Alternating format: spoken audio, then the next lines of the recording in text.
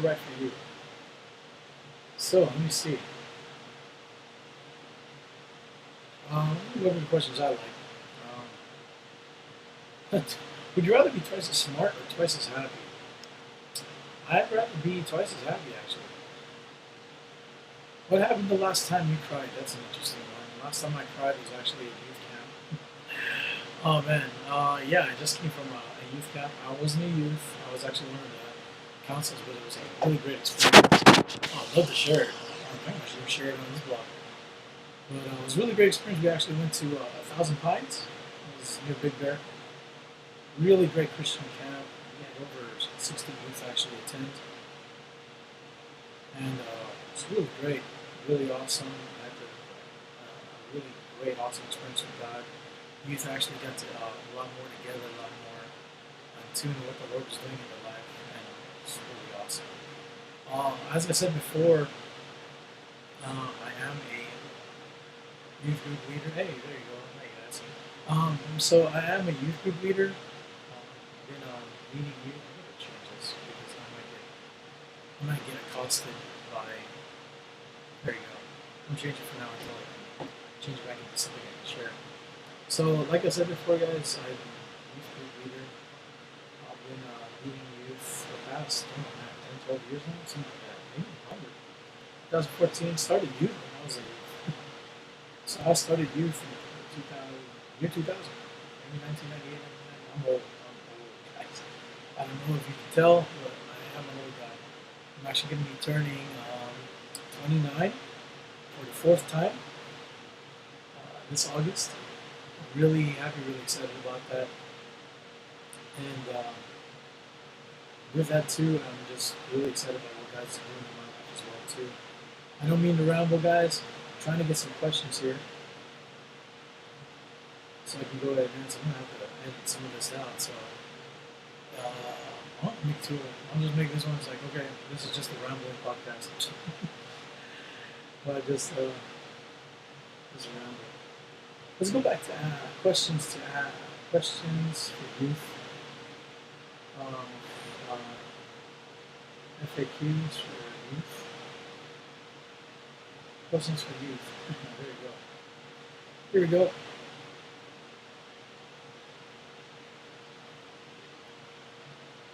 Here we go. Common questions about youth prejudice. Ooh, that's interesting.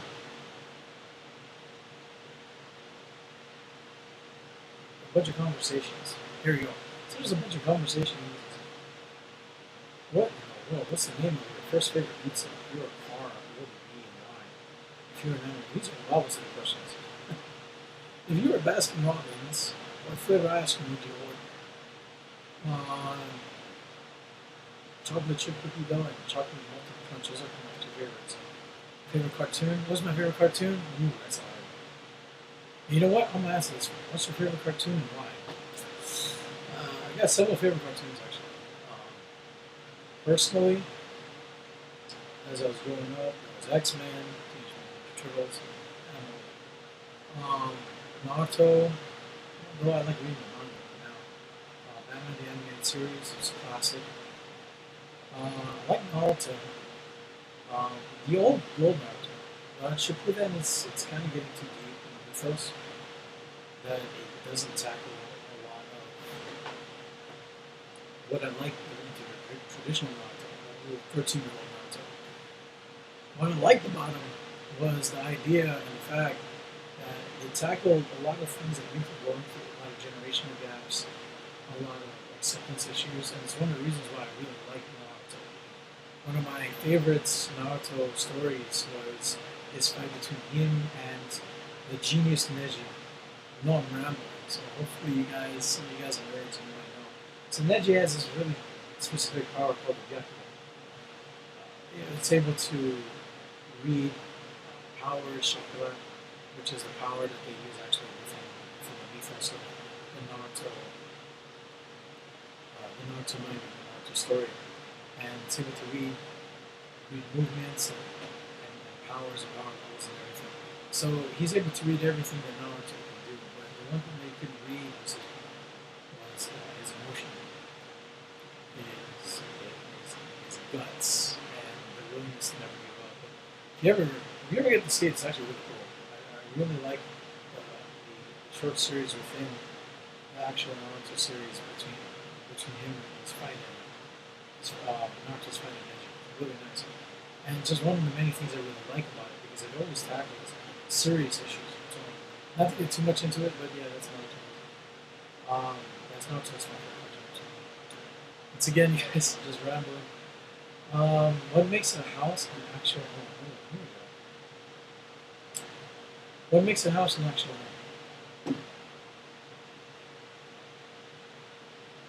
There's a lot of things that make a house a home, but definitely love makes a house a home. And it's an interesting thing. We talked a little bit about this in camp. There are things that create unity within a home, within a church, within a group of people. One basic thing is the idea of love. The Bible talks about how love covers a multitude of sins. It's one of the things that really binds a family together. Because families are going to make mistakes from the top to the bottom, the kids to the parents. They're going to make mistakes. They're going to make a lot of right decisions. There's going to be a lot of miscommunications. But one thing that can cover all the mistakes that can be made within a family is love. I really do believe that. And I think this is a really good question. What makes a family? It's interesting. Going back, I'm just going to dive into it. Going back, especially with relationships, the whole idea of just like love and communication, creating a family. I thought about this the other day about looking for that special someone, that special woman, that special girl, whatever in your life. And I thought about it, and I thought that a lot of times we look for still when you're looking for something, you're looking for a relationship. You're looking to be with somebody. You're looking for a boyfriend when you should be looking for a husband. You're looking for a girlfriend when you should be looking for a wife. And what's really interesting about that, looking for that next step, is I don't want to ramble too much on this, but basically, when handling relationships, when going and trying to find a relationship, there's this, you need to go for the long haul. I'm going to say it that way. You need to go for the long haul. The old traditional way, since I'm Filipino, the Filipino way, going for it, it's a very European, like old school European, maybe Spanish way. But you know, like the old school way. Let's just say that old school way. Old school way. It's courtship. And courtship is an interesting thing because it goes beyond the idea of just dating. It goes beyond the idea of just hooking up. Courtship, in its essence, is it has a goal. There's a job. And when the difference between kind of dating and courtship, dating is you try to kind of get to know each other. You date to create a relationship. For courtship is basically I am starting a relationship out with you because I see that you may be potential of the last and yet also the first part of our real relationship, which is marriage in that sense. So courtship is you're looking for a husband and wife. Dating is you're just looking for someone to work with, boyfriend, girlfriend, whatever. Man, I don't want to get too much into that. But yeah, the difference between courtship and dating. It's the difference between a boyfriend or a husband, a girlfriend or a wife. Let me look at some of these other questions. Look at another really interesting question over here. Oh, what is your favorite teacher and why? I used to have a teacher actually. I'll tell his story. His name is Mr. Widows, and this was back in high school, way back in high school. And I really liked the news man, the science teacher, chemistry teacher. I didn't like chemistry, but I liked him. I liked the way he taught, because you could really tell that he cared about the students. Now, I liked him because he had a lot of integrity. And I'll tell you why I know that. I know it because he got fired from his job 2 years after he received it. My junior year, before I turned senior, I found out that he was being fired and let go at the end of the school year because supposedly he was failing one person within his class that happened to be the son of the dean at the time. I'm not going to tell you what school I went to or anything like that. I don't get in trouble. Although it's been 15 years. But he had a lot of really great integrity because he would not falter, he would not fail within this decision to fail that person's son, even though it cost him his job. You could tell he was sad. He only known me. He had planned roots, him and his wife. You could tell he didn't want to leave. He loved the students that were there. He had committed wholeheartedly to the move that he made. But then he still had to leave. And it was sad. But at the same time, I liked that about him because he had this idea of integrity, this idea of just not not caring what other people thought about him to try to fit in, but having that integrity. And he was Christian. That's why I loved about him as well too, because he was unapologetically Christian, although he didn't really do too much in terms of the outreaches within the school. He wasn't really part of the clubs that were within the school. He personally would show that he was undoubtedly a Christian man. And because of that, he had its integrity. Is that a word? He had to keep his integrity. And that's one of the things I liked about him. I love Mr. Little. He was legit. He was a legit teacher. So, really great. I hope he's still teaching. And let's see if I can find some more questions. If you could relive your childhood, how would you like to be different? I would like to. I actually wrote a poem about this. I wrote a poem about this. It's like, what would I tell my younger self? And it's funny because what happened in the poem is my younger self ended up encouraging me now. Because one of the things that I want to change is the idea of not letting go of my childlike demeanor, of always hoping, always caring.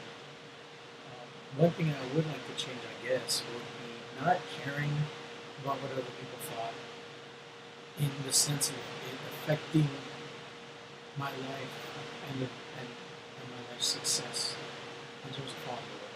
And what I mean by that is, I had a lot of things affect me when I was young. A lot of things. One of the main things, that's the struggle with today. And thank the Lord, I'm actually improving each and every day with it. But one of the things I still struggle with it today is my weight. And I had so many people throughout my life, especially when I was a kid, telling me I was fat, I was too this, I was too that. And still sometimes let it affect me. I would love to tell my younger self, hey, don't even worry about what people tell me. Just worry about what God told me. And it's funny, when I look at other pictures, like compared to where I am now and when I'm trying to lose, I lost a lot of weight in the past 6 to 7 months. And I'm finally getting to a point where I actually have a rhythm of at least a somewhat healthy lifestyle. I wasn't really that bad when I was a kid. Like in middle school and high school, people used to call me fat, people used to call me big. And I look at my pictures, I'm like, I wasn't that big. I was maybe busted at the most, but I wasn't that big. And I wish someone told me, or at least when someone told me, I wish I believed that I just wasn't that big. That it just didn't matter. Where I was exactly what God needed me to be. And especially when I was a kid, you acted like a kid. I don't have the sores I didn't have the sores and pains now that I have then. I didn't have that many. But one, I could do everything. I just told me, and I believe it. I wish I would believe when people say, hey, you're not fat, you're not this. I wish I did. But back then, I believed it. And it affected a lot of things. It affected my confidence, my self-esteem. It affected the idea of me having a relationship and my confidence in that. And to this day, I do believe it's the Lord's will as well too. there's always that underlying thing that's like, because there's always excuses like you're too this, you're too that, you're not this, you're too big, you're too whatever, and let it affect you. If there's one thing that I want to encourage, it's the idea that whatever people tell you, I learned this just a couple of months ago, or at least relearned it a couple of months ago, is that you can filter out the things that people tell you. It's not to say that you should abuse it. It's not to say that if people really do want to help you, that you shouldn't listen. It's that there's some things, some opinions that people have about you that shouldn't even matter. It really shouldn't matter, and it shouldn't have an effect you at all in that sense. You shouldn't have what people tell you, how people actually discourage you. You shouldn't have it affect you in the sense that you're going away from what God's plan is for you. So someone tells you you're ugly, because God says that you're a masterpiece. God says that you're beautiful and wonderfully made. Someone tells you that you're a failure. God says that you're a chosen generation, a royal priesthood, a holy nation, a peculiar people. That peculiar means you're original. There's no one else like you. You are a masterpiece. You are a work of art. And we need more people to actually pour out that kind of mentality, especially nowadays. Again, I wish someone did that to me. And there's a lot of stuff that actually did pour out into me that I ended up keeping. It's why I'm still with ministry to this day. That's why I still love God to this day. Because there were some words that I took in as like, that is for me. And we need to kind of remember that. I forget what the question was. Let me see here. Oh, relive my childhood. Yeah, but that's one thing that I would love to really share about, especially for people who are still in their trauma, they're still teenagers, still going through stuff. There's a lot of stuff. I mean, just like what I talked about in the beginning, just in case I cut that out in the beginning because it's rambling a lot, I'm saying now. I just came just now, but a couple days ago, sometime this weekend, I actually went to a pageant called Being Filipinas. Just a bunch of young ladies actually competing within the pageant, and you could see the confidence that was endowed onto them. See, here's the thing. Especially within pageants, and especially within competitions like that, there's a sense that a journey had been made to get to that certain point. There's this viral video that's going on right now. The whole American Ninja Warrior with this young lady. She's like 5 foot something, like 5'2". She's kind of short, but she was able to pass and surpass all the obstacles within the Ninja Warrior course that are usually close to impossible to actually defeat on your own. But she was able to do it. The thing is, and this is what I liked about the commentary that they did, this is what I liked about looking at each young lady that actually went through the Flag Guard pageant and completing the series of events that led up to that event, the coronation night at the very end, is you know that in between was a journey. In between was an idea, was a word that was a part of it. That you are able. You're able to do it. You are beautiful. You are strong. And yeah, I'm talking a lot about girls right now. Guys too. I mean, yeah, I'm talking about myself. There were words that would not seep into me, and yet to some people, especially for these people that I'm talking about right now, those words seeped in, and the journey had to be made. What I mean by the journey is when you get a word. It's like when you get a word, it's like a seed that when planted has time to grow and process. Because a lot of times, when you get a word like that, like you're beautiful, you're lovely, you're strong, you're excellent, you are made on purpose, you can't see it. You know what I mean?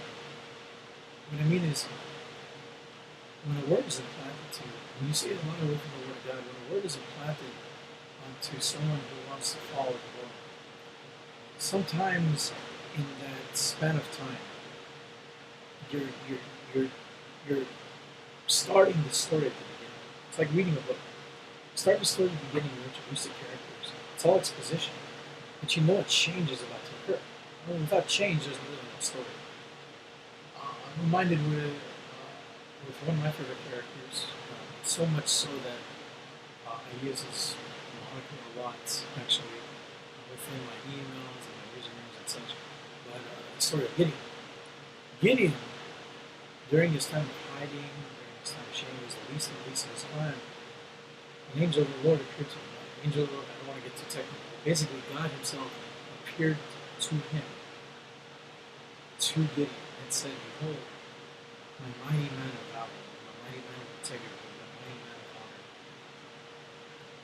And what's really great is that you see this element, this seed that's planted just by that word. God sees Gideon as a man of valor, a man of honor, a man of strength, a man of integrity. Even though he's the least of his own clan, even though he's hiding from his enemy and shame, he sees the potential. And that's what I'm talking about. When I went to the pageant, I don't want to talk too much about it, because I wasn't a part of it. I was just there as a visitor. But what was nice about a pageant, I guess it was nice about all pageants, is that when you look at the confidence that those ladies, the women, portray on stage, there's this element of knowing that they had gone through a lot. They have gone through a journey. They've gone from a moment when someone implanted a seed that says, "You are beautiful, you are lovely." And there's this task that now needs to be taken. Kind of reminded of the story of Esther. Esther, in essence, if you think about it, if time were not an issue, I don't want to go to physics on it. If time were not an issue, Esther was already queen. Now understand, in the biblical story of Esther, she is taken out from her family. She's given 2 years of preparation to become worthy of being within the presence of the king. She had to basically do all the training that was necessary to become queen, but she wasn't a queen. And then she had to go through the selection process where the king actually selects her. But if time were not an issue, Esther was already queen, but a journey needed to be made. A journey needed to be made from this point where someone says, "You are going to be queen one day," to the point where King Xerxes, I think the king of Rome, King Xerxes actually looks at Esther and says, "You're going to be my queen." It's the funny thing too, and I don't want to get too much into this, but it's a funny thing too because everyone around her starts to change. Xerxes starts to change. She starts to change. Mordecai and his fate, which is Mordecai's uncle, his uncle of Esther. Mordecai and his fate was he was actually fated to die. He was fated to be executed, him and the rest of Israel people. But because of what Esther had done, she ended up changing the fate of everyone around her, including friends, her family, and everyone else. This is what I'm talking about. I'm talking about someone planted a seed and you see it grow. Someone planted a seed and said you're loved. Someone planted a seed and said you're strong. Someone planted a seed and says you are mighty. When someone plants a seed, you need to let it in. If you let it in, you let it grow. It's who, let me phrase this correctly, it's not just who you become, but it was who you were originally made to be. When I went to the pageant, you see the ladies on stage and you think of the journey. But a lot of times you have that, well, I don't want to say that negative. Basically, let's say it this way. All the ladies, all the women that are on that stage, they deserve to be on stage. They deserve it. They deserve to be on stage. For even just one simple reason. That they chose to be there. They chose to take the task on. They chose to say yes. Yes to the vision, the seed that was planted in them. It's like, yes, someone called me beautiful. I believe it. That's the word. And it could be one of two things. Either it's a word that grew into them, it's a word that they didn't believe, Perhaps even something they thought they couldn't be. Or, this is what I really want to say, it could be that the word that was implanted was really their own DNA. That when it seeped in, it said someone told them, hey, you're beautiful, you're lovely, you're strong, you're mighty. When they took it, it was who they were, and they recognized who they really were. Although the rest of the world may tell them they're not, it's who they really were. You know what I mean? I mean is, another guy, bro, I'm not talking about this passion. It's really nice. I haven't been passion in a while. I'm not watching on TV anymore. But, I mean, going over there was really encouraged. Because, you know what? If you let the Word of God, I'm going to go here, I'm going to go here. You guys ready? I'm going to go into the Word of God. Go into the Word, and you let the Word talk into you. There's a big change that happens. And you let the Word seep into you. And when God says that you are beautiful, when God says you are wonderful, when God says you are chosen, if you let it seep into you, you'll find one really great thing. And it's not that you become beautiful, you become wonderful, you become chosen. It's that you have already been made to be there. You've already been made to be there. You have the DNA, the structure that you need. You just have to realize it. You just have to realize it. Does that make sense? If you realize it, see, this is the thing. Once you realize that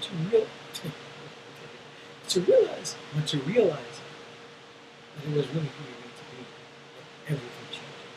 We'll make the story of Esther because I think it's a really great story in lieu of what we were talking about, like the real life match that happened next week. The story of Esther is that she realized right there. She realized this is who I am. I got the sun like in the anyway, it's like a spotlight. But anyway, if you realize this, if you realize that you are because God made you are strong. Because God made you strong. It changes the whole aspect of everything, especially in your life. Going back into my original premise, going back into there's one thing I can tell my younger self is to realize God's word before any other word seeps in. So here's the trouble now. Here's the trouble. Because if you do listen to this podcast, I really encourage people to listen to this podcast. Not because of my words, not because of my words, but because I feel like someone out there, one of y'all that's hearing this, you need to hear this. You were made to be beautiful. You were made to be strong. Those are the two words. You were made to be strong. You were made to be beautiful. For ladies, you were made to be beautiful. Let anyone else tell you that. For gentlemen, you were made to be strong. You were made to be light.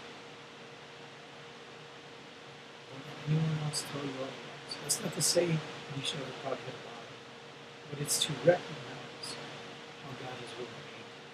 So the trouble is, there are too many people telling you that you're not strong, you're not mighty, you're not beautiful, you're not lovely. But you are. That's the way God made you.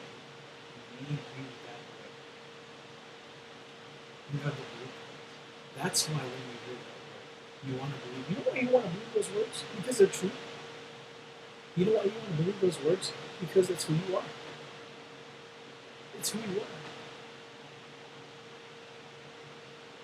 That's why when someone calls us to be beautiful, to be strong, when we're given circumstances to be beautiful, to be strong, to be mighty, to be lovely, when we're given these circumstances, that's why we shine. We're made for those circumstances. We're made to show our strength. We're made to show our faith. We're made to show our resilience, our might. We're made to show our loveliness. We're made to show the masterpiece that God has called us to be. We are made for that. I don't know. That's fine. But I hope that encourages you. For real. I really hope that it doesn't hurt you. That it's who you are. It's who you're made to be. You're made for it. You're made for great things, awesome things. I won't get too much into that. I'm going to be here a while, guys. Another 45 minutes, and then I got to get ready for work. I'm going to stay longer. I'll tell you once this one's in, I'm going to cut it right here, right now. And I'm going to start the stream up in a couple of seconds, and then we're going to have a new recording. So give me a second.